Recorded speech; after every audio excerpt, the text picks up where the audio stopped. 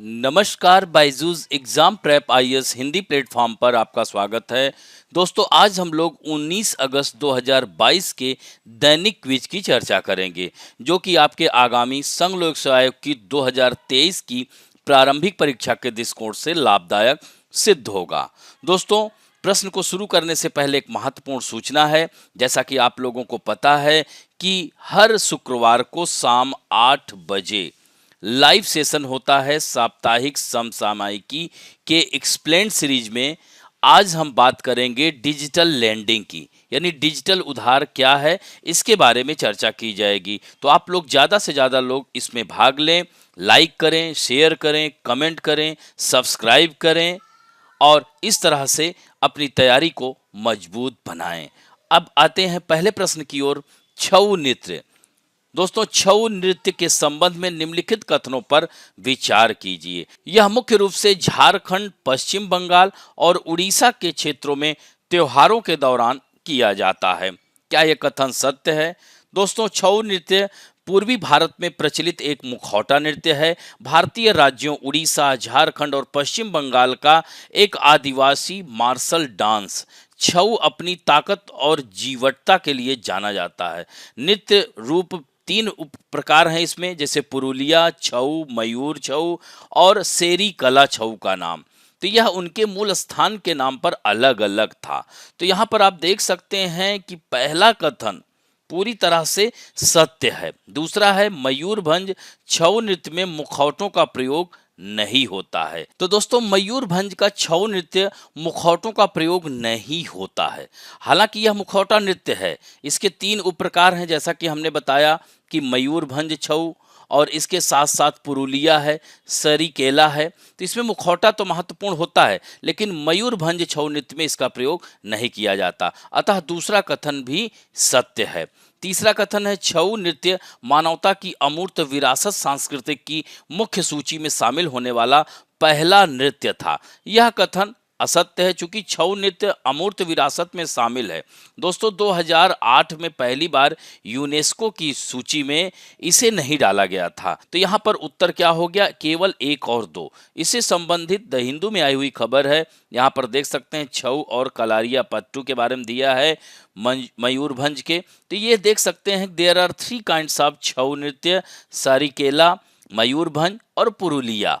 तो ये देख सकते हैं कि Mayurbhanj Chhau dances does not use mask, यानी यह मुखौटे का प्रयोग नहीं करते हैं। और दोस्तों, यहाँ पर आप देख सकते हैं कि 2008 में कुटियाट्टम, यहाँ पर देख सकते हैं रामलीला, यह वैदिक मंत्र, इन्हें जो है डाला गया था यूनेस्को में, जबकि छऊ नृत्य को 2010-11 में डाला गया था। तो यहाँ पर आप देख सकते हैं। अब बढ़ते हैं, दूसरा महत्वपूर्ण प्रश्न है, एनी बेसेंट के संबंध में निम्नलिखित कथनों में से कौन सा से सही है? पहला कथन है, भारतीय राष्ट्रीय कांग्रेस की पहली महिला अध्यक्ष एनी बेसेंट थी। दोस्तों, याद रखेंगे 1885 से लेकर के 1947 के बीच में भारतीय राष्ट्रीय कांग्रेस में कितनी महिलाएं कांग्रेस की अध्यक्ष थी? तो याद रखेंगे पहली महिला कांग्रेस अध्यक्ष 1917 में एनी बेसेंट बनी थी। फिर इसमें 8 जोड़ दीजिए तो कितना हो गया? 1925। तब 1925 में सरोजनी नायडू बनी थी। फिर इसमें 8 जोड़ देते हैं तो 1933 नलिनी सेन गुप्त। तो इस तरह से 3 महिलाएं भारतीय राष्ट्रीय कांग्रेस की अध्यक्ष थीं, 17, 25 और 33। ये ध्यान रखेंगे। तो 1917 में एनी बेसेंट, तो पहला कथन एकदम सत्य है। न्यू इंडिया एनी बेसेंट द्वारा भारत में प्रकाशित एक दैनिक समाचार पत्र था। दोस्तों, यह कथन भी एकदम सही है। न्यू इंडिया और कॉमनवेल्थ 1914 में प्रकाशित किया था, यह भी सही है। अतः आंसर सी होगा। दोस्तों, इससे संबंधित द हिंदू में आई हुई खबर है। तो दोस्तों, इससे संबंधित देख सकते हैं कि द हिंदू में आई हुई खबर है, यहाँ पर एनी बेसेंट का जिक्र किया गया है, इसे देखेंगे। और एनी बेसेंट एक समाज सुधारिका, महिला कार्यकर्ता, सुप्रसिद्ध लेखिका, थियोसोफिस्ट, राष्ट्रीय कांग्रेस की पहली महिला अध्यक्ष और प्रभावी प्रवक्ता थी। दोस्तों, एनी बेसेंट 1889 में थियोसॉफी के विचारों से प्रभावित हुई और 1889 को थियोसॉफिकल सोसाइटी से वह जुड़ी। शीघ्र ही उन्होंने थियोसॉफिकल सोसाइटी की वक्ता के रूप में महत्वपूर्ण स्थान बनाया। दोस्तों, उनका 1893 में भारत में आगमन हुआ था और 1907 में यह थियोसोफिकल सोसाइटी की अध्यक्ष नियुक्त हुई। उन्होंने पश्चात भौतिकवादी सभ्यता की कड़ी आलोचना करते हुए प्राचीन हिंदू सभ्यता को श्रेष्ठ सिद्ध किया। धर्म में इनकी गहरी दिलचस्पी थी।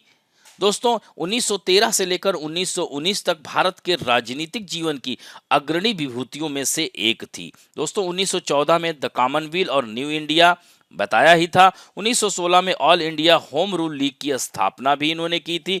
इनके कुछ महत्वपूर्ण कथन हैं, कई बार आप लोगों की परीक्षाओं में आ जाते हैं, तो इनके महत्वपूर्ण कथन बहुत सारे हैं, लेकिन कुछ का मैं जिक्र करूंगा। जैसे उन्होंने कहा था, जब तक सबूत एक तर्क संगत स्थिति न दे, विश्वास करने से इनकार करो। हमारे अपने सीमित अनुभव से बाहर के सभी इनकार बेतुके हैं। इसी तरह से इनका एक और बहुत महत्वपूर्ण कथन था, ना कोई दर्शन ना कोई धर्म संसार के लिए कभी खुशी का संदेश नहीं लाते, यह नास्तिकता के रूप में अच्छी खबर है। इसी तरह से एक और भी मैं चर्चा करूंगा कि प्रत्येक व्यक्ति, प्रत्येक जाति, प्रत्येक राष्ट्र अपने विशेष बातें रखते हैं जो सामान्य जीवन का तार और मानवता को लाता है। दोस्तों इनका जन्म 1847 को ब्रिटेन में हुआ था और इनका देहांत भारत में 1933 में हुआ था। अब बढ़ते हैं दोस्तों तीसरे प्रश्न की ओर। यह भी उसी खबर से लिया गया है, द हिंदू से। लैंड होल्डर सोसाइटी के सदस्य निम्नलिखित में से कौन थे? तो यहां पर आप देख सकते हैं, भवानी चरण बंदोपाध्याय, द्वारका नाथ टैगोर, जादू गोपाल मुखर्जी, कनैलाल भट्टाचार्य जी और प्रसन्ना कुमार टैगोर, राधाकांत देव और राम कमल सेन।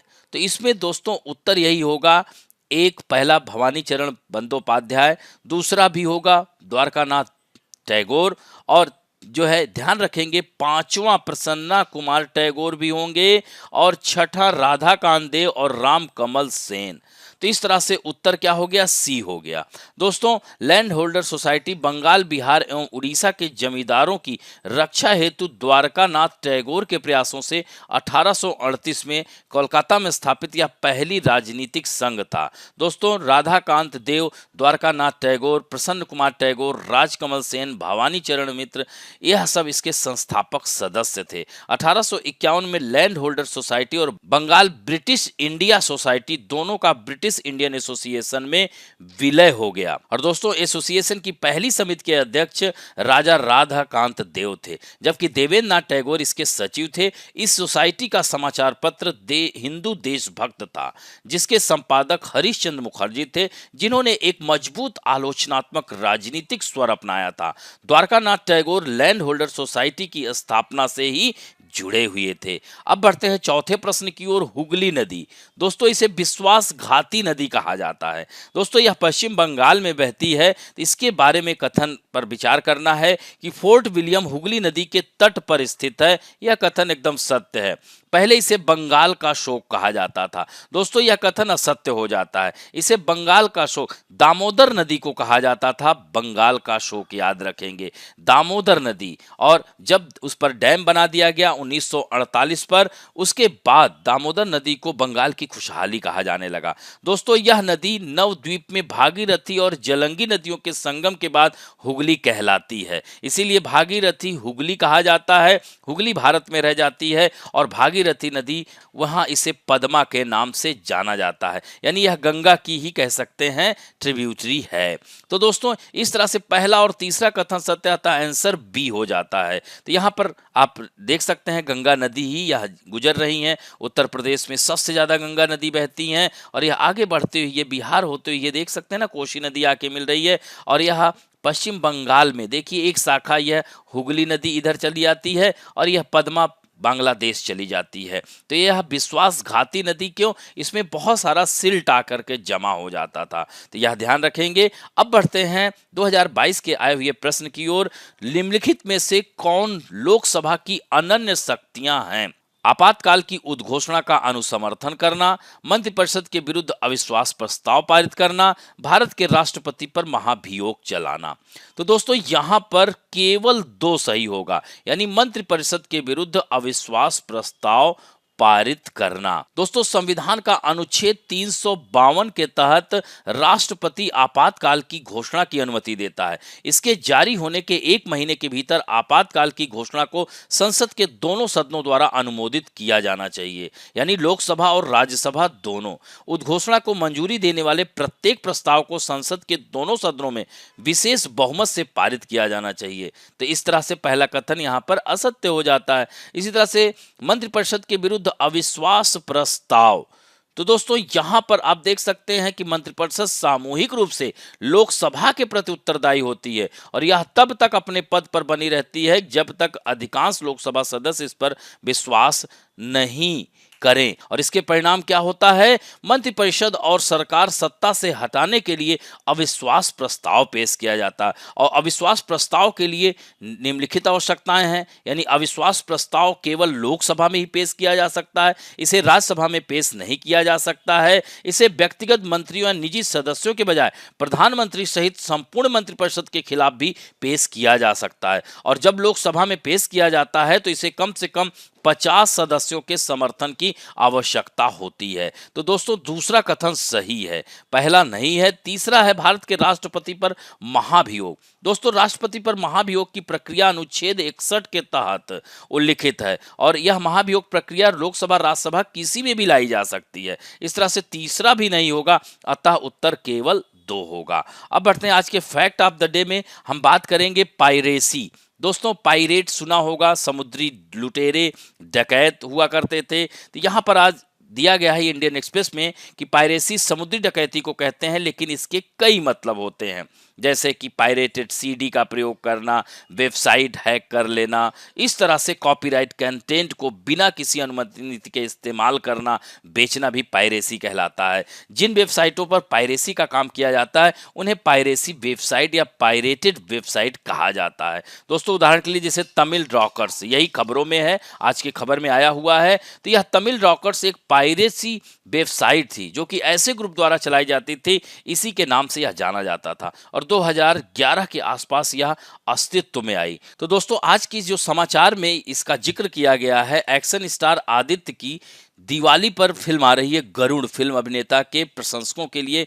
यह कहा जा रहा है कि बहुत ज़्यादा यह पैसा कमा सकती है, लेकिन फिल्म पायरेसी समूह तमिल रॉकर्स बड़े पर्दे पर हिट होने से पहले फिल्म को ऑनलाइन रिलीज करने की धमकी दे रहा है। तो ऐसे में यह फिल्म निर्माता के लिए चिंता का विषय है। तो दोस्तों, यह कह सकते हैं कि पायरेसी मनोरंजन उद्योग को कैसे प्रभावित कर रहा है। यहाँ पर आप देख सकते हैं कि महामारी ने अवैध पायरेसी साइटों के लिए वेब ट्रैफिक को तेज कर दिया है। यूएस आधारित सीडीएन और साइबर सुरक्षा फर्म अकामाई टेक्नोलॉजीज और एमयूएसओ द्वारा प्रकाशित 2021 की रिपोर्ट के अनुसार वैश्विक पायरेसी को मापने वाली एक डेटा कंपनी पायरेटेड सामग्री की वैश्विक मांग जनवरी 2021 से सितंबर 2021 के बीच आसमान छू रही थी। अकेले भारत ने पायरेसी वेबसाइटों पर 6.5 बिलियन विजिट दर्ज की, जो अमेरिका में 13.5 बिलियन थी और रूस में 7 यानी भारत तीसरा ऐसा देश है। लंदन स्थित डिजिटल टीवी रिसर्च की एक अन्य रिपोर्ट में इस साल भारत में शीर्ष मीडिया सेवा प्रदाताओं के लिए राजस्व की हानि 3.08 अरब डॉलर होने का अनुमान है और एक रिपोर्ट के मुताबिक ऑनलाइन स्ट्रीमिंग पायरेसी की वैश्विक लागत इस साल 52 अरब डॉलर तक पहुंच जाएगी। तो दोस्तों, इस तरह से राज्य पुलिस इस पर लगातार गिरफ्तार करती है, कार्रवाइयां भी करती है और यह भी कहा जाता है कि तमिल रॉकर्स अब बंद हो चुका है। 2020 में इसका संचालन पूरी तरह से बंद हो गया था। तो इस तरह से लेकिन फिर से यह स्टेटमेंट देना कहीं ना कहीं फिर से यह एक्टिवेट हो सकता है, तो यह इस पर ध्यान देने की आवश्यकता है। तो इस तरह से देख सकते हैं कि यह मनोरंजन उद्योग को पायरेसी कितना प्रभावित कर रहा है। तो दोस्तों, इस तरह से अब आज का अंक समाप्त करते हैं। आशा करता हूं कि आज का भी यह वीडियो आप लोगों को अच्छा लगेगा और अच्छा लगे तो प्लीज लाइक, शेयर, सब्सक्राइब और बेल आइकन दबाना ना भूलें। धन्यवाद।